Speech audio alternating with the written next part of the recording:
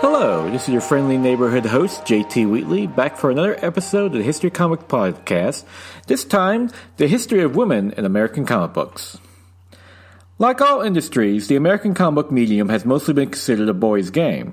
While names like Jack Kirby and Stan Lee are commonly known, the many female cartoonists throughout the comic book's history are not so much, despite being a part of the industry from the very beginning. With these episodes, we're going to highlight the many talented women cartoonists throughout history and their place in the American comic book medium, and hopefully do a small part in getting their names more widely known. One of the first American women cartoonists was Rose O'Neal, who was born on June 25th in 1874 in Wilkes-Barre, Pennsylvania, the daughter of William Patrick Henry and Alice Celia Sidney Smith O'Neal Mimi, who had two sisters and three brothers. Both her parents loved art and literature, which they passed on to their daughter. Soon, O'Neal showed her love and talent for writing and art from a very young age, and at 13, she won an Omaha newspaper contest with a drawing titled "Temptation Leading to an Abyss."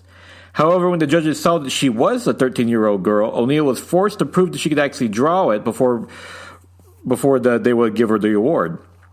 At 15, she sold her first story to Truth magazine, which began a career that would span 50 years. Soon, she was providing illustrations for the local Omaha publications Excelsior and The Great Divide, using the income to help provide for her large family, as her father struggled to make ends keep as a bookkeeper. O'Neal would later attend the Sacred Heart Convent School in Omaha. To help further her career, Rose O'Neal's father took her to New York City in 1893. On the way, they stopped at the World Columbian Exposition in Chicago, where O'Neal saw many of the beautiful paintings in person that she had only seen in her father's books. Upon arrival in New York City, O'Neal lived with the Sisters of St. Regis in their New York convent, with the nuns even accompanying her to publishers as he pitched her illustrations in a 60-page portfolio.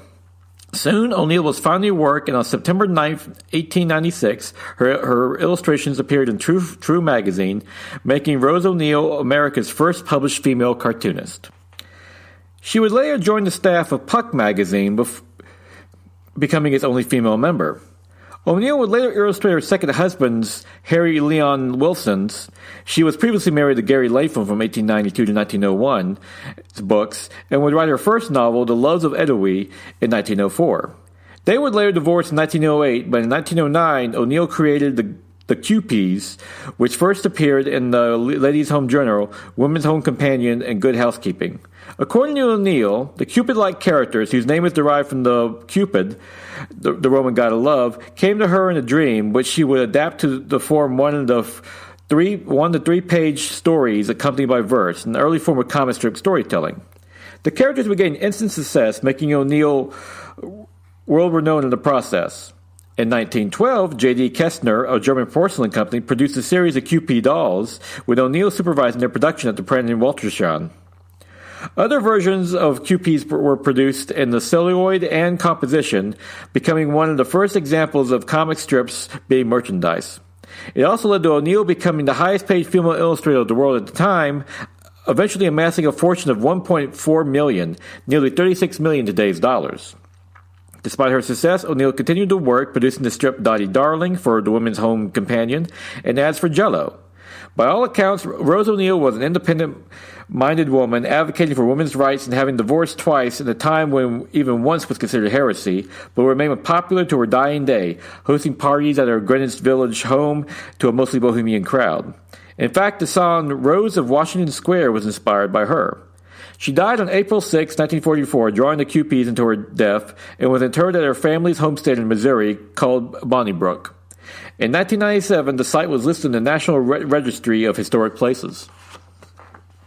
Truth magazine seemed to specialize in discovering new female talent, as Grace Gibby was 18 when she sold her first magazine story to them, the previous year making a living selling cards for $2.50 a dozen, featuring Cupids and pretty women.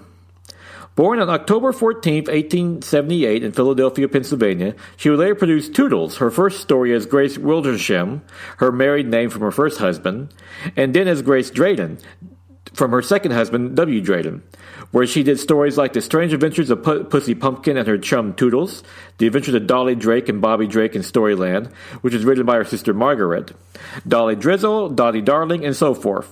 As you can see, Dolly would become a popular term in comic books at the time, and though the title changed, it was essentially told the same story of cherubic kids and their adventures. In 1909, Grace and her sister Margaret did Turtle of the Captain Kiddo, along with the work on Youth's Companion.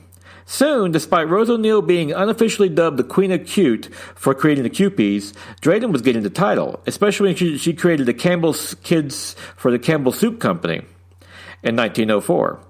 Drayden would later create Dolly Dimples and Bobby Bounce for the Sunday page, only to have it canceled in 1932. She fell down and out for a few years until successfully selling The Pussycat Princess in 1935 with writer Ed Anthony. Sadly, Drayden would die of a heart attack the next year on January 31st, 1936. Ruth Carroll and Ed Anthony, drawing and writing respectively, would take over the Pussycat Princess in 1947. The Campbell Kids will remain iconic advertisements for decades afterwards, while Drayden's art style is considered an influence in the Japanese shoujo manga aimed at young girls genre. Her sister, Margaret Gabby Hayes, would attempt her own strip in 1908, writing and drawing Ginny and Jack, also the little dog Jap, though it was also apparent she didn't have her sister's Grace's artistic ability. In 1895, the Yellow Kid would make his debut in the comic strip Down in Hogan's Alley in Joseph Pulitzer's New York World newspaper. 7 months later, the paper experimented with new yellow ink, which they then painted the Kid, which thus was born what is considered the first comic strip. The Yellow Kid by Richard F. Olcott. Within 6 years of the birth of the comic strip, women's cartoonists were already making their appearance, with Lewis Carroll's Buns, Puns, and Grace Cosson's Tin Tan Tales for Children, which both appeared in the New York Herald in 1901, along with Agnes Repplier III's The Filibusters, which ran in the Philadelphia Press. Among those comic strip artists was Fanny Y. Corley, who was born on October 18, 1877 in Waukegan, Illinois. She was 14 when she attended art school in Helena, Montana, and later attended the Metropolitan School of Fine Arts in New York City, but had to leave school early due to money.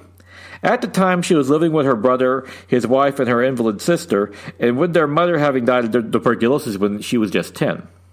As a result, money was tight in the family, and despite being a top student at the school, Corey had to leave to help support her family. This led Corey to take up her portfolio to Harper's Magazine, but was rejected, with the editor claiming that the paper didn't hire beginners. She later moved to Montana to work as an illustrator and start a family of her own in 1902. There, Corey produced 6 books from 1905 to 1913, along with producing ads for Ivory Soap. However, her precedent was for raising her family, and she wouldn't return to work full-time until the 1920s. In 1916, Corey would briefly produce the strip Ben Bolt, a single-panel cartoon parody of the song Do You Remember Sweet Alice, Ben Bolt? But by 1925, needing to put her eldest child through college, this prompted her to return to comics permanently with 2 single-panel strips. Her first were Other People's Children and then Sunny Savings in 1920 under the Ledger Syndicate. In 1935, Sunny Savings moved to the King's Features Syndicate, along with Corey producing the Depression-era strip Little Miss Muffet, about the orphan Millie Muffet and her dog, a strip that would run until 1956 when Corey had to finally retire due to her failing eyesight at the age of 76. Miss Muffet was so popular it was even a comic book from 1948 to 1949. Fanny Y. Corley would later move to Camino Island and still find time to paint until her death at the age of 94 on July 28, 1972. Jean Moore did Sally Slick and Her Surprising Aunt Amelia in 1902, having previously done Easy Edgar. She also produced Dolly Dimple for the Pulitzer newspaper. Amelia would be a departure from early comic books as it featured a devilish and angelic children often speaking in baby talk. Moore would also produce a more traditional strip, Easy Edgar and the Philadelphia North American, in 1903, though it was notable for the title character being clad in skirts and petticoats, often mistaken for a girl. Kate Crew did The Angel Child in 1902, and then in 1911 did The Sacred Night of the Franchise for Women Equal Rubbish, a political satire for the New York American, poking fun at the anti-suffrage movement. Marjorie Organ was born on December 3, 1886, and in 1902 would become the first woman on the art staff of William Randolph Hearst's New York Journal, at the age of 16 no less. She would create Reggie and the Heavenly Twins, about a poor boy Reggie always trying to win the affection of his 2 beautiful twin sisters, and Strange, What a Difference a Mere Man Makes, which took an anti-feminist bent. However, upon marrying her husband Robert Henry in 1908, she devoted most of her life to orchestrating their social life, though she still produced paintings and cartoons from time to time. One of the most significant cartoonists during this time was Neil Brinkley, who was born on September 5, 1886 in Denver, Colorado. Despite having no formal art training, Brinkley would demonstrate her skills at a young age, selling illustrations at garden parties. Later, after dropping out of high school at 16 years old, she was hired to Denver Post for $7 a week, and would later go to the Denver Times, the Rocky Mountain News, and then 4 years later went to the New York Journal, when she was discovered by the paper's publisher, William Randolph Hearst, and its editor, Arthur Brisbane. Despite being barely in her 20s, he was convinced to move to Brooklyn, New York, where she produced large illustrations with commentary for the journal on a near daily basis. Another of her tasks was working as a courtroom illustrator for the journal, such as in 1907, when she illustrated Henry K. Thaw's murder trial, who was accused of killing famed architect Stanford White in a lover's quarrel over Thaw's wife and White's ex-lover, Emily Nisbet. Nisbet, a former model, was perfect for Brinkley's drawings, which became famous for depicting numerous beautiful women, dubbed the Brinkley Girls, throughout the 1920s. These illustrations became popular with young women at the time. This was set the style for the era when she did The Fortunes of Flossie, The Romances of Glorietta, and The Adventures of Prudence Prim, which also inspired products such as the Brinkley Hair Wavers and the new Nell Brinkley Bob Curler at 9 cents a card. During World War I, Brinkley produced the serial comic Golden Eyes and Their Hero, Bill, about Golden Eyes, her soldier boyfriend Bill, and their faithful dog, Uncle Sam. When Bill was deployed to France, Golden Eyes volunteers as an ambulance driver, and the two briefly reunite during the war, having numerous adventures together.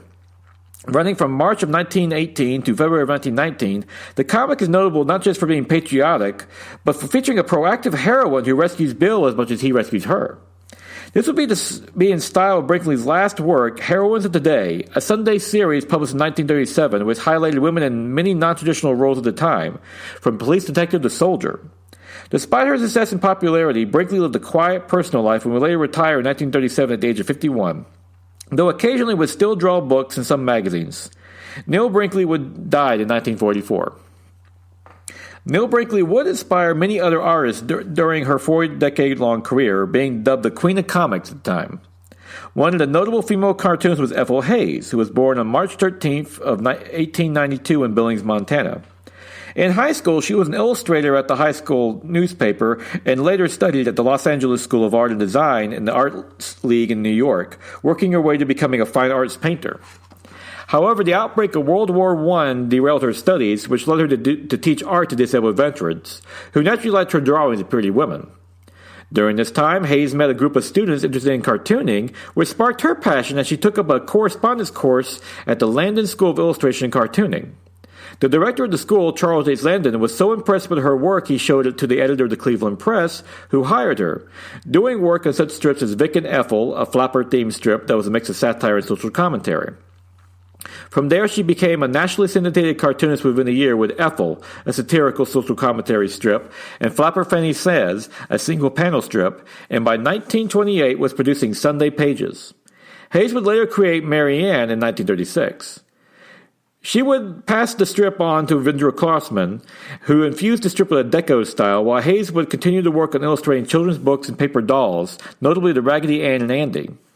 Hayes would pass away on March 19, 1989 at the age of 97, having left a legacy of being one of the most popular cartoonists in the 1920s, along with helping make the flapper style so popular at the time.